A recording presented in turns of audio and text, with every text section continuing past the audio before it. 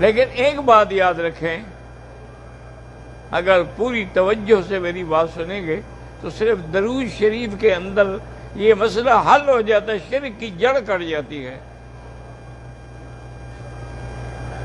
حضور کے لیے ہم پڑھیں گے، حضور کے لیے ہم مانگیں گے یا حضور سے مانگیں گے؟ اگر حضور سے مانگنا ہو تو پھر شرک ہے۔ حضور کے لیے مانگنا ہے، اس لیے فرمایا سلو لی الوسیلہ، میرے لیے اللہ سے وسیلہ مانگو۔ یعنی جب اذان ختم ہوتی ہے، اللہم رب هذه الدعوة التامة والصلاة القائمة آت محمد الوسیلة والفضیلة وابعثه مقاما محمودا الذي وعدته انك لا تخلف الميعاد۔ اور وسیلے سے مراد یہ نہیں کہ حضور کا وسیلہ پکڑو، وسیلہ ایک مقام ہے جو سب سے بلند ہے جنت میں۔ حضور نے فرمایا تم میرے لیے وسیلہ مانگو تو میں تمہاری شفاعت کروں گا۔ اسی طرح حضور نے فرمایا کہ میرے لیے مانگا کرو اللہم انزلہ المقعد المقرب، اور وہ کہ وہ بھی سب سے اعلیٰ مقام ہے جنت میں جو حضور کے لیے ہے۔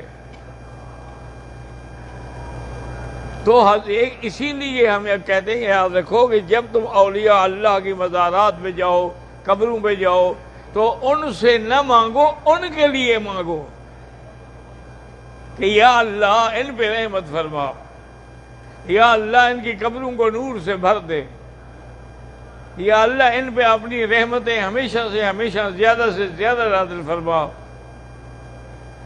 تو جب آپ ان کے لیے دعا مانگیں گے تو اللہ تبارک و تعالیٰ کی رحمت جوش میں آتی ہے کہ میرا بندہ، حقیر بندہ بندوں کے لیے مانگ رہا ہے، وہ اپنی طرف سے رحمت فرما دیتے ہیں۔